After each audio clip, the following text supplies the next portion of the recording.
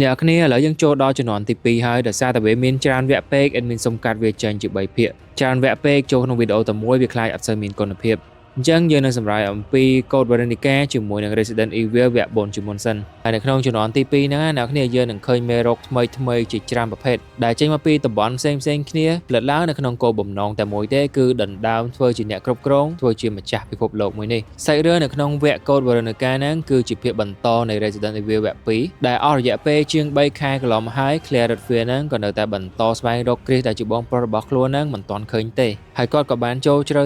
ទៅក៏បានមកដល់កន្លែងមួយរបស់ក្រុមហ៊ុន Umbrella នៅឯទីក្រុងប៉ារីសប្រទេសបារាំងឯណោះហើយ Claire ក៏ត្រូវបានគេចាប់ខ្លួនបាននិងបញ្ជូនទៅកាន់កោះមួយដែលមានឈ្មោះថា Rockford ដែលវាជាគុកសម្រាប់ឃុំឃាំងផងនិងជាមជ្ឈមណ្ឌលស្រាវជ្រាវរបស់ក្រុមហ៊ុន Umbrella ផងដែរមួយរយៈក្រោយមក Claire ក៏ត្រូវបានបរិសម្នាក់ដែលមានឈ្មោះថា Rodrigo គឺជាអ្នកយាមគុកដែលមានទឹកចិត្តល្អបានដោះលែង Claire ឲ្យមានសិទ្ធិសេរីភាពឡើងវិញហើយគាត់ធ្វើបែបនេះដែរគឺដោយសារតែលើកោះមួយនេះឥឡូវកំពុងតែមានសត្រូវបំពាក់ប្រដាប់អាវុធទំនើបមួយក្រុមបានចូលមកវាយលុកដោយមើលឃើញថាមិនអាចយកឈ្នះជាមួយនឹងទាហានមួយក្រុមនឹងបានទេគាត់ក៏បានដោះលែង Claire ឲ្យមានសិទ្ធិសេរីភាពទៅនៅតាមផ្លូវចាក់ចេញមកហ្នឹងយើងក៏បានឃើញមានវត្តមានរបស់ zombie នៅលើកោះមួយហ្នឹងដែរហើយ Claire ក៏បានជួបជាមួយនឹងអ្នកទោសម្នាក់ទៀតដែលជាក្មេងប្រុសវ័យជំទង់ម្នាក់មានឈ្មោះថា Steve ដែលដំបូង Steve នឹងបានយល់ច្រឡំថា Claire គឺជា zombie ក៏បានប្រើប្រាស់កំភ្លើងនឹងរះមកកាន់ Claire តែម្ដងបន្ទាប់ពីដឹងការពិតអស់ហើយអ្នកទាំងពីរក៏បានចាប់ដៃគ្នាស្វែងរកវិធីចាក់ចេញពីទីនេះវិញរីឯតំណែងរបស់អ្នកទាំងពីរហ្នឹងដំបូងឡើយគឺសោះអាក្រក់មិនសូវជាចុះសម្រុងជាមួយគ្នាប្រហែលទេប៉ុន្តែបន្តិចម្ដ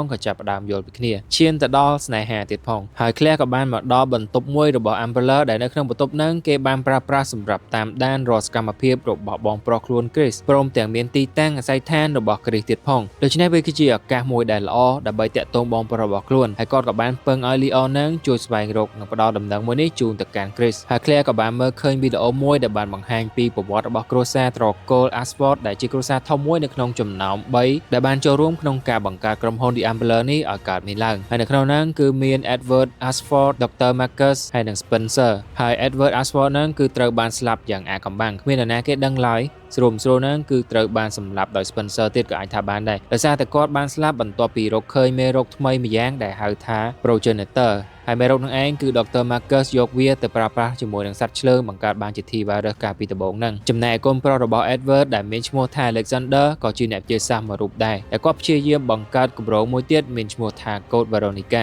ដែលនៅក្នុងគម្រោងមួយនេះគឺប្រើប្រាស់ Gen Genetic ដ៏ខ្លាំងក្លាមួយធ្វើឲ្យវងត្រកូលដ៏ល្បីល្បាញរបស់ខ្លួនរស់រានមានជីវិតឡើងវិញហើយជាពិសេសហ្នឹងគឺបុព្វបុរសរបស់គាត់ម្នាក់ដែលមានឈ្មោះថា Veronica Ashford តែបែរជាបង្កើតបានកូនភ្លោះមកគូទៅវិញដែលនៅក្នុងហ្នឹងគឺមានម្នាក់ជាកូនប្រុសមានឈ្មោះថា Alfred គឺជាអ្នកស្នងតំណែងតពីឪពុករបស់ខ្លួនដែលមានឈ្មោះថា Alexander និងម្នាក់ទៀតគឺជាកូនស្រីដែលមានឈ្មោះថា Alexia Ashford ដែលជាមនុស្សខ្លាំងពូកែម្នាក់តាំងពីអាយុ12ឆ្នាំហ្នឹងគឺគាត់បានបង្កើតមេរោគថ្មីមួយដែលហៅឈ្មោះថា T Veronica virus នឹងបានចាក់ចូលទៅក្នុងខ្លួនរបស់គាត់ធ្វើឲ្យសន្លប់អស់រយៈពេល15ឆ្នាំហើយនៅតាមផ្លូវយើងក៏បានឃើញការពិតមួយរបស់ Steve ដែរzombie ដែលអ្នកបានឃើញហ្នឹងគឺជាឪពុករបស់ Steve ដែលធ្លាប់ជាអ្នកស្រាវជ្រាវរបស់ Umbrella ដូចគ្នាហើយក៏មានបំណងចង់លួចឯកសារសម្ងាត់របស់ក្រុមហ៊ុនយកទៅលក់ធ្វើឲ្យក្រុមហ៊ុនដឹងមុនបានសម្លាប់ម្ដាយរបស់ Steve ចោលហើយក៏បានចាប់តែឪពុកកូនពីរនាក់ហ្នឹងញាត់គុកតែម្ដង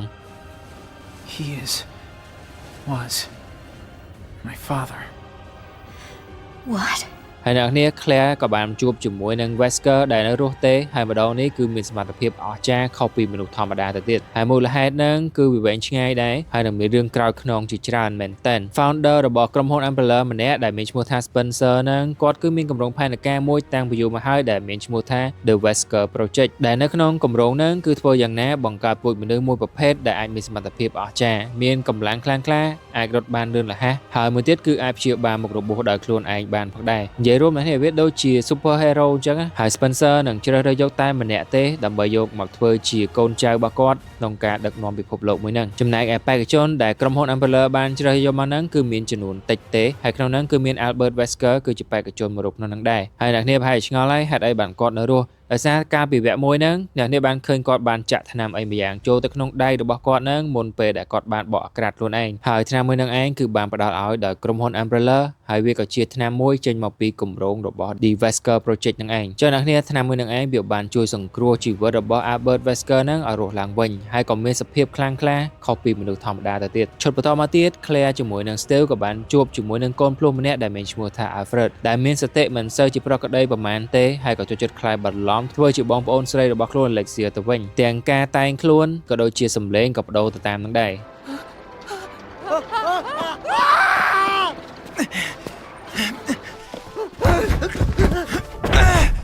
ឬហើយអ្នកទាំងពីរក៏បានលូកយន្តហោះមកគ្រឿងរត់គេចចេញពីកន្លែងហ្នឹងហើយក៏ចាប់ផ្ដើមមានអារម្មណ៍ល្អជាមួយគ្នាបន្តិចទៅនៅក្នុងក្រាបពេជ្រមួយអត់សូវស្អាតដែរអ្នកគ្នាតែមួយរយៈក្រោយមកក៏ត្រូវបាន Alfred ហ្នឹងតាមតាន់នឹងហែកយន្តហោះហ្នឹងឲ្យបដូរទិសដៅទៅកាន់ជំរំមួយទៀតនៅឯអង្គតាតិចទៅវិញ I'm okay.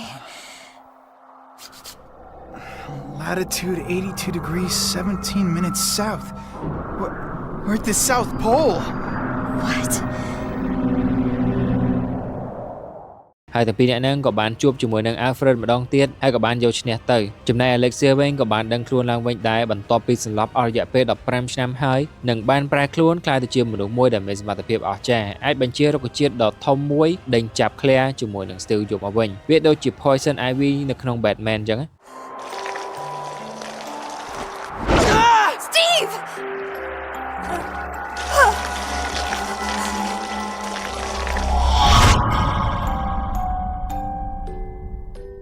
អូខេឥឡូវយើងក៏លេបមកមើល Chris វិញ Chris ក៏បានមកដល់កោះ Rockford នឹងដែរនិងបានស្វែងរកប្អូនស្រីរបស់ខ្លួន Claire តែបែរជាមកដឹងការពិតពីរឿងរបស់ត្រកូល Ashford និងមេរោគ T Veronica ថ្មីមួយទៀតដែលវាគឺជាមេរោគមួយអាចបង្កគ្រោះថ្នាក់ទៅថ្ងៃអនាគតបានហើយមិនតែប៉ុណ្ណោះក៏បានដឹងការពិតថា Wesker បានចាក់ចេញពី Umbrella ហើយព្រមទាំងមានទាហានផ្ទាល់ខ្លួនទៀតផងចំណែកឯគោលដៅរបស់ Wesker ដែលមកទីនេះគឺចង់បាន T Veronica virus នឹងឯងយកមកប្រើប្រាស់ដើម្បីប្រយោជន៍ផ្ទាល់ខ្លួន Chris នៅពេលដែលដឹងថាប្អូនស្រីខ្លួនកំពុងតែជួបគ្រោះថ្នាក់នៅឯអាតឡង់តិចគាត់ក៏បានធ្វើដំណើរឆ្ពោះទៅកាន់អាតឡង់តិចវិញទៅហើយគាត់ក៏បានជួយសង្គ្រោះ Claire បានសម្រេចហើយ Claire ក៏បានពឹងបងប្រុសរបស់ខ្លួននឹងឲ្យជួយស្វែងរក Steve ប៉ុន្តែគួរសោកស្ដាយពេលដែលមកដល់នឹង Steve គឺត្រូវបានឆ្លងមេរោគ T Veronica នឹងបាត់ទៅហើយ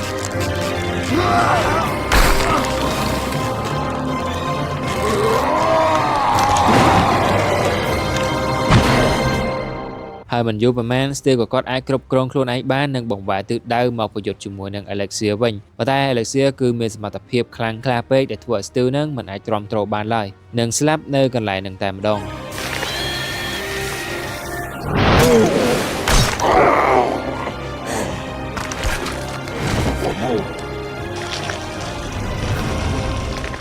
ហើយ Steve គាត់បានប្រើប្រាស់ដង្ហើមចុងក្រោយរបស់ខ្លួននឹងសារភាពស្នេហ៍ទៅដល់ Claire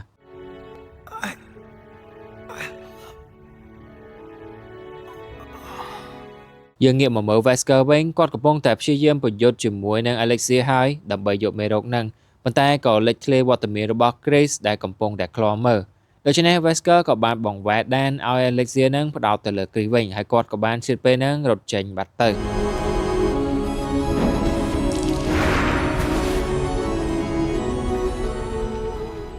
Chris ជាមួយ Claire បំរុងនឹងចាក់ចេញពីទីហ្នឹងហើយ Alexia ក៏បានចេញមុខមកម្ដងទៀត Chris ក៏បានប្រើប្រាស់អាវុធពិសេសដែលមានឈ្មោះថា Linear Launcher បញ្ចប់ជីវិតរបស់ Alexa មួយប្រព្រឹត្តភ្នែកតែសាច់រឿងវាមិនទាន់ចប់ទេគណៈពេលដែលបងប្អូនទាំងពីរនាក់ហ្នឹងបំរុងចាក់ចេញហើយ Wesker ក៏បានបង្ហាញខ្លួនម្ដងទៀតទាំងពីរនាក់ហ្នឹងក៏បានព្រមព្រៀងគ្នាប្រយុទ្ធដោយប្រើដៃទល់នឹងដៃតែយើងដឹងស្រាប់ហើយថា Chris គឺមិនអាចយកឈ្នះបានទេដូច្នេះក៏បានប្រើល្បិចធ្វើឲ្យ Wesker ហ្នឹងរងរបួសដែលវាបានផ្ដល់ឱកាសឲ្យអ្នកទាំងពីរគេចខ្លួនបានផងដែរ Magnificent, don't you think?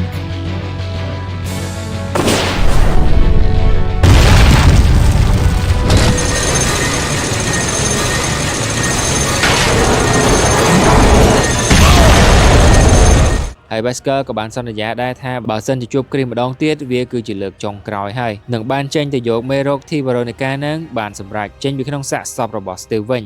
អូខេអ្នកនាងឥឡូវយើងចូលមកដល់ Resident Evil វគ្គ 4 បន្ទាប់ពីបានគេចផុតគ្រោះថ្នាក់នៅឯទីក្រុង Raccoon City កាលពីក្នុងវគ្គ Resident Evil វគ្គ 2 Leon ក៏បានក្លាយទៅជាមនុស្សម្នាក់ផ្សេងទៀតនិងក្លាយទៅជាភ្នាក់ងារម្នាក់របស់រាជរដ្ឋាភិបាល ឆ្លងកាត់ការបាក់ហាត់អស់រយៈពេលជាង6ឆ្នាំហើយទីបំផុត Leon ក៏មានបេសកកម្មថ្មីមួយទៀតដែលតម្រូវឲ្យចេញទៅស្វែងរកកូនស្រីរបស់ President ដែលមានឈ្មោះថា Ashley Graham ត្រូវបានចាប់ខ្លួនដោយក្រុមសាសនាចម្លែកនៅក្នុងភូមិមួយនៃប្រទេសអេស្ប៉ាញ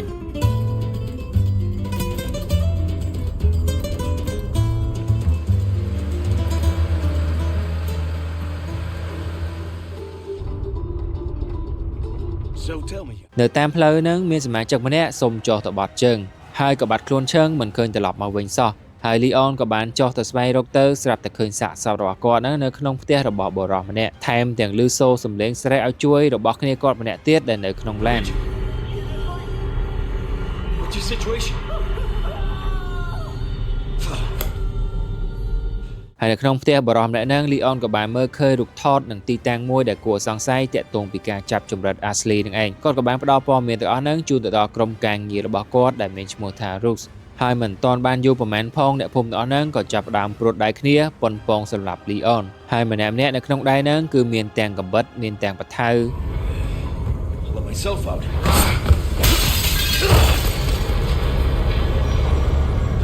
ហើយអ្នកភូមិហ្នឹងក៏បានដុតសម្លាប់គ្នា Leon ម្នាក់ដែលជាប៉ូលីសនៅលើឡានហ្នឹងស្លាប់យ៉ាងឃោរឃៅ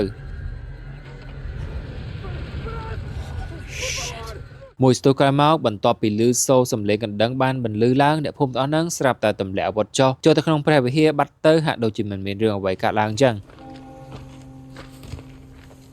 Al Lord Sadler Todopoderoso.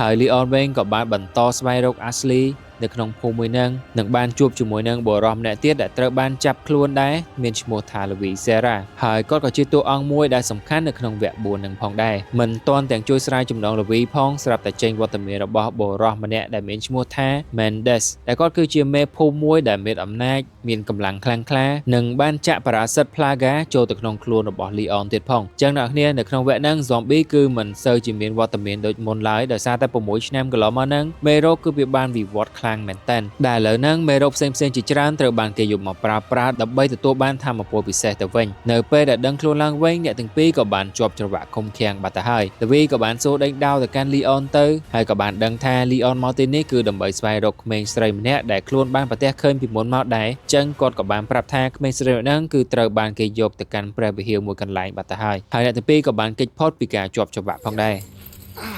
Hanging with you, not healthy.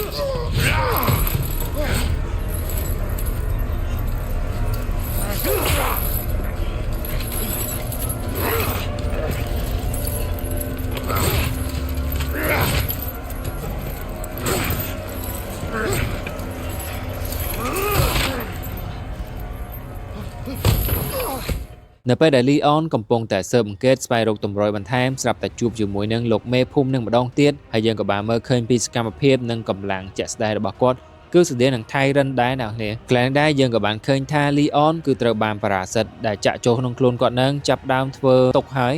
មានសញ្ញាមិនសូវល្អឡើយហើយយើងក៏បានឃើញវត្តមានរបស់ Ada ដែរបានជួយ Leon ពីខាងក្រៅចឹងអ្នកគ្នាវាពិតជាចៃដន្យមែនតើ Ada ក៏គាត់មានបេសកកម្មរបស់គាត់នៅកន្លែងនឹងដែរនៅតាមផ្លូវស្វែងរក Ashley Leon ក៏បានឃើញអ្នកភូមិ2នាក់បានយកសាកសពរបស់ប៉ូលីសម្នាក់ដែលមកជាមួយនឹង Leon នឹងតែគាត់ដាច់ក្បាលបាត់ទៅហើយយកទៅបោះចោលនៅក្នុងបឹងដ៏ធំមួយហើយស្រាប់តែរំពេចនឹងឃើញមានបិសាចអីម្យ៉ាងចេញមកស៊ីសាកសពនឹងបាត់ទៅហើយអ្វីដែលគួរឲ្យព្រឺព្រួយនឹងវាគឺជាផ្លូវទឹកដែល Leon ត្រូវធ្វើដំណើរឆ្លងកាត់ដូចគ្នា What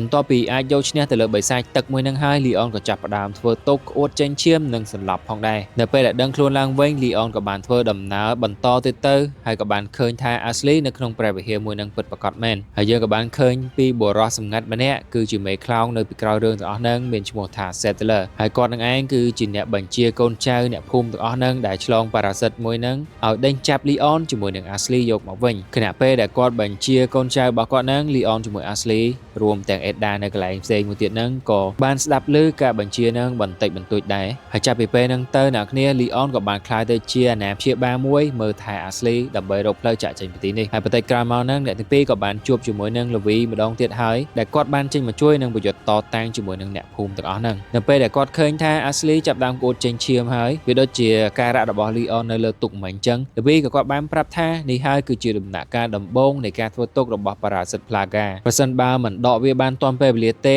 ទាំងពីរអ្នក Leon ជាមួយនឹង Ashley ហ្នឹងនឹងប្រែក្លាយទៅជាមនុស្សដូចជាអ្នកភូមិទាំងអស់ហ្នឹងចឹងហើយLeviក៏គាត់បាននិយាយថាគាត់អាចជួយអ្នកទាំងពីរនឹងបានប្រសិនបើគាត់មានប្រដាប់ប្រដាព្យាបាលគ្រប់គ្រាន់ហើយនឹងបានបង្ហាញស្លាកស្នាមដែលគាត់ធ្លាប់វះកាត់ដកប៉ារ៉ាស៊ីតនឹងចេញពីខ្លួនម្ដងដែរដូច្នេះ Leon ជាមួយនឹង Ashley ក៏យល់ព្រមជឿជាក់ទៅលើ Levi ទៅចំណែកអមូលហេតុដែលសុក Levi ចង់ជួយអ្នកទាំងពីរហ្នឹងតិចទៀតយើងទាំងអស់គ្នានឹងបានដឹងហើយយើងក៏បានមើលឃើញពីកិច្ចព្រមព្រៀងរវាង Edda និង Levi ផងដែរដែល Levi ត្រូវចេញទៅរករបស់មួយយ៉ាងដែល Edda ចង់បានគឺជា Ember ដែលវាគឺជាប្រភពនៃមេរោគ Plaga នឹងឯងជាថ្នូរនៃការដោះដូរទៅលើការការពារនិងសិទ្ធិសេរីភាពរបស់ Levi តែ Levi ក៏បានសុំពន្យាពេលក្នុងការស្វែងរកវាសិនដោយសារតែគាត់ត្រូវធ្វើការងារដែលសំខាន់មួយទៀតគឺព្យាបាល Leon ជាមួយនឹង Ashley ជាមុនសិនហើយ Edda ក៏ដឹងការពិតដែរថាខ្លួនឆ្លងមេរោគប៉ារ៉ាស៊ីតនឹងដូចគ្នាដោយសារតែការៈធ្វើទុកដែលគាត់មាននឹងដែរអញ្ចឹងគាត់ក៏បានអនុគ្រោះឲ្យ Levi ចេញទៅស្វែងរកវាសិននៅតាមផ្លូវ Ashley ជាមួយ Leon ក៏បានដេញដោយមេភូមិនឹងម្ដងទៀតហើយ Leon ក៏បានប្រយុទ្ធមួយស្មើនឹងអាចយកឈ្នះបាន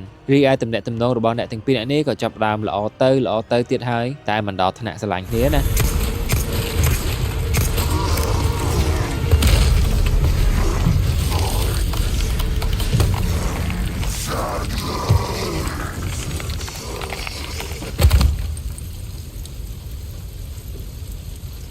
ពួកគេទាំងពីរក៏បានមកដល់ប្រាសាទថ្មីមួយដែលមានឈ្មោះថា Salazar ហើយវាគឺជាកន្លែងមួយរបស់កូនចៅ Settler ដែរដែលមានឈ្មោះថា Raymond ដែលគាត់បានទាមទារ Leon ឲ្យប្រគល់ Ashley មកដៃគាត់វិញនៅពេលដែល Leon បានជំទាស់គាត់ក៏បានបញ្ចេញកូនចៅមកជាច្រើនរួមទាំងបិសាច Mutant មួយដែលប្រើប្រាស់កញ្ញាំដូចជា Wolverine អញ្ចឹងហើយនៅតាមផ្លូវហ្នឹងគឺឃើញថា Ashley ត្រូវបាន Settler ហ្នឹងបញ្ជាបានខ្លះៗដែរ I think so.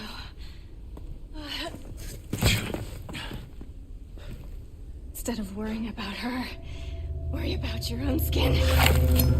Foolish little lamb.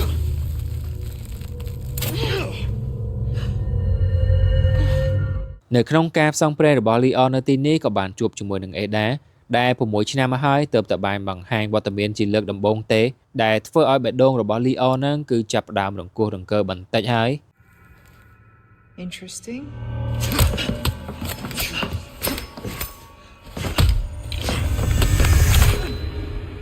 Try using knives next time. Better for close encounters. Not a bad move.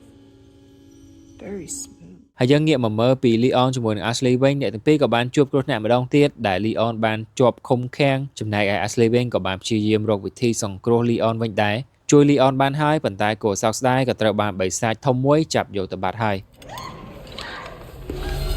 Ashley!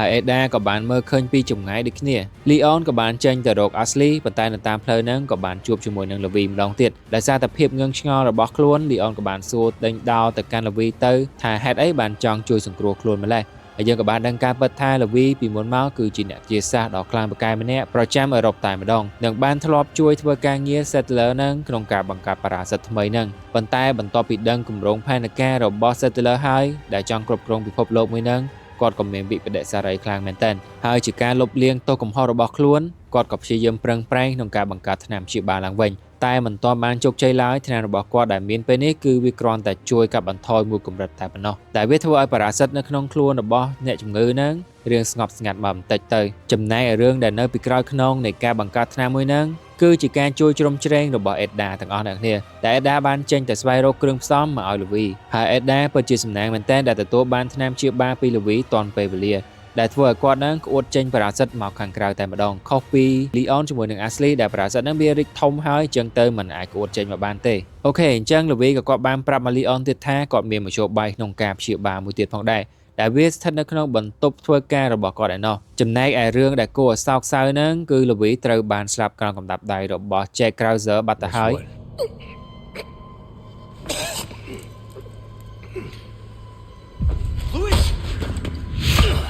ដែល Krauser ហ្នឹងគឺធ្លាប់ជាមេបញ្ជាការនិងជាគ្រូបង្វឹករបស់ Leon កាលពីមុនគាត់គឺជាកងកម្លាំងពិសេសរបស់សហរដ្ឋអាមេរិកចំណែកឯមូលហេតុដែលធ្វើឲ្យគាត់ក្លាយទៅជាមនុស្សអាក្រក់ហ្នឹងគឺដោយសារតែគាត់ឆ្អែតឆ្អន់ជាមួយនឹងការប្រើប្រាស់របស់រដ្ឋាភិបាលពេកទៅហើយមួយទៀតយល់ថាពិភពលោកមួយនេះគឺគេមិនសូវឲ្យតម្លៃទៅលើមនុស្សដែលទន់ខ្សោយនោះឡើយដែលមូលហេតុហ្នឹងហើយធ្វើឲ្យគាត់ក្លាយបន្លំការស្លាប់របស់ខ្លួននៅឯសមរភូមិនិងងាកមកចូលដៃជាមួយនឹង Settler ទៅវិញដល់ចំណុចនេះគ្រូជាមួយនឹងសិស្សក៏បានប៉ះគ្នាបន្តិចទៅដោយប្រើប្រាស់អាវុធជំនាញរបស់គាត់គឺជាកំបិតហ្នឹងឯង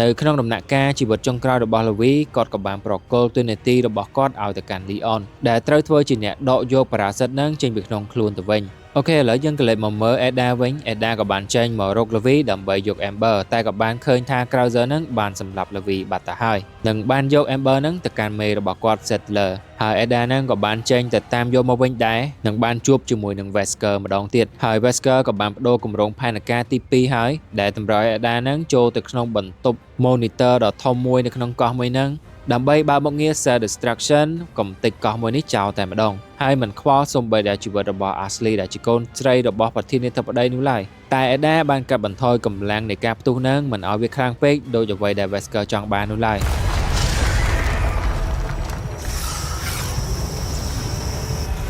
Only one way through this.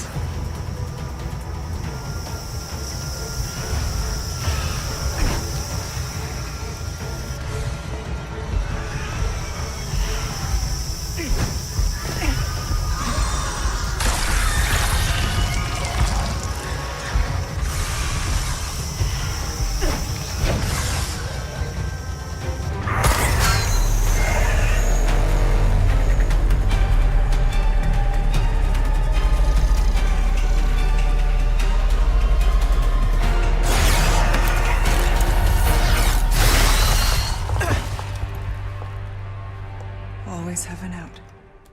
Leon មកយឺតមកចំហៀនហើយក៏បានឃើញថា Krauser ហ្នឹងបាននាំ Ashley ទៅកាន់ Settler បាត់ទៅហើយអញ្ចឹង Leon ក៏ត្រូវតែប្រយុទ្ធជាមួយនឹង Raymond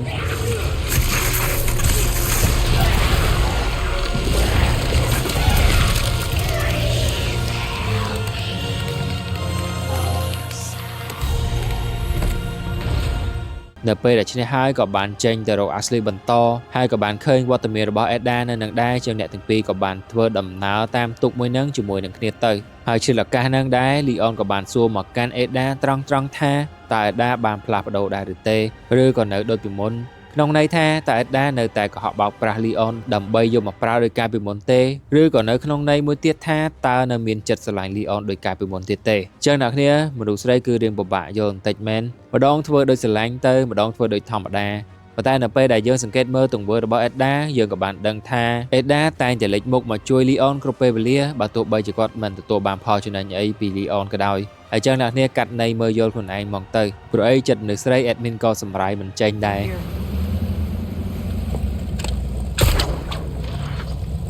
Don't think too hard, handsome.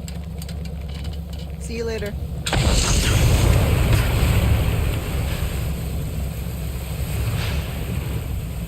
Story of my life.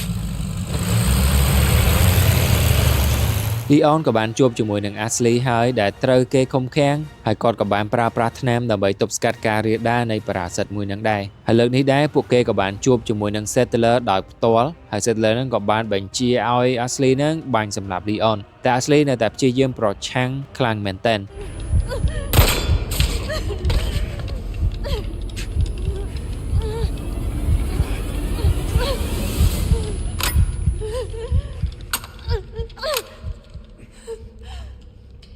បន្ទាប់មក Sattler ក៏បាននាំ Ashley ទៅបាត់ម្ដងទៀតហើយចំណែកឯ Leon ជាមួយនឹង Krauser វិញគឺបានប៉ះគ្នាម្ដងទៀតដោយមើលឃើញថាមិនអាចយកឈ្នះទៅលើ Leon បានទេអញ្ចឹងទៅគាត់ក៏បានប្រើប្រាស់ថាមពលបរាសិតចេញមកប្រយុទ្ធជាមួយនឹង Leon ម្ដងទៀតហើយចុងក្រោយហ្នឹងនៅតែស្ពៃរបស់ Leon អញ្ចឹងប៉ុន្តែទោះជាយ៉ាងណាក៏ Krauser នៅតែមានមោទនភាពអញ្ចឹងដោយសារតែគាត់បានបង្រៀនកូនសិស្សឆ្នើមម្នាក់ដែល Leon ហ្នឹងបានក្លាយទៅជាសិស្សមួយដែលមានសមត្ថភាពលើសគាត់ទៅទៀតដូច្នេះគាត់ក៏យល់ព្រមឲ្យ Leon នឹងបង្ហាយខ្លួនគាត់ចោលតែម្ដង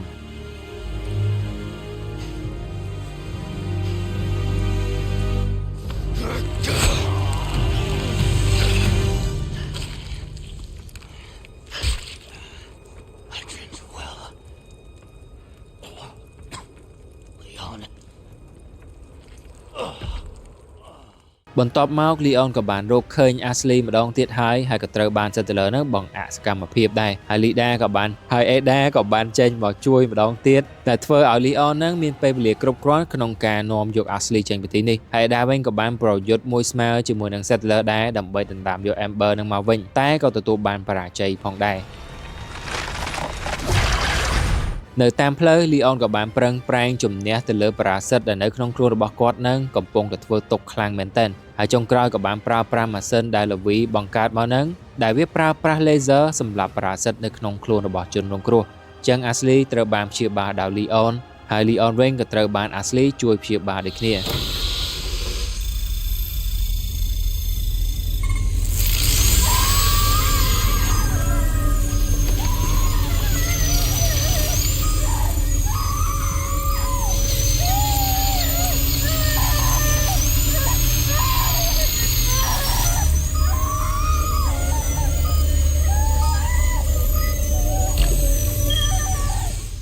ហើយយើងក៏បានឃើញរូបថតរបស់ក្រុមអ្នកវិទ្យាសាស្ត្រ8នាក់ដែលនៅក្នុងហ្នឹងគឺមាន Levi ផងដែររីឯ Amber នេះហើយវាគឺជាប្រភពនៃការបង្កើតបរាសិតចំនួនថ្មីរបស់ Sattler ហើយវាក៏ជាអ្វីដែល Ada កំពុងតែស្វែងរកដូចគ្នាចំណែកវគ្គចុងក្រោយនេះ Leon ក៏បានជួយរំដោះ Ada ទាំង Ada ទាំង Leon ក៏បានរួមដៃគ្នាប្រយុទ្ធជាមួយនឹង Sattler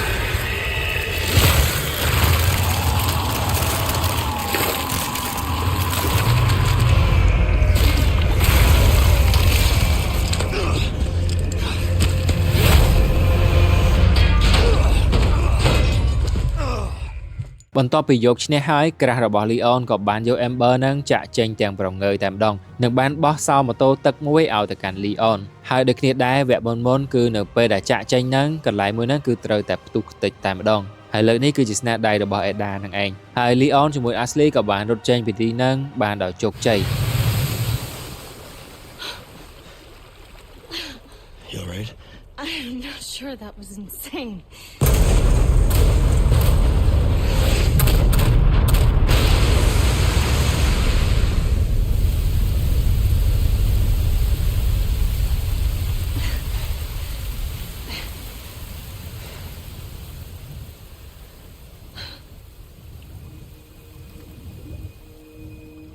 ចុងក្រោយដែរអ្នកគ្នា Ada បន្ទាប់ពីដឹងពីគម្រោងផែនការពិតរបស់ Wesker ហើយ Ada ក៏បានបដិសេធមិនបកគោល Amber នេះទៅឲ្យ Wesker ឡើយចំណែក Wesker វិញក៏ដឹងពីការក្បត់របស់ Ada ដូចគ្នាហើយគាត់ក៏អាចបញ្ជា missile ចេញពីទូកធំរបស់គាត់នេះទៅបាញ់កំទេច Ada បានប៉ុន្តែគាត់មិនធ្វើឡើយគឺចង់ទុក Ada ប្រើនៅថ្ងៃក្រោយទៀតណាមួយបើគ្មាន Amber នេះក៏វាគ្មានបញ្ហាដែរដោយសារតែវាគ្រាន់តែជាបំណែកមួយនៃគម្រោងផែនការរបស់គាត់តែប៉ុណ្ណោះអញ្ចឹងគាត់ក៏បានផ្លាស់ប្ដូរទៅកាន់ Plan B វិញទៅ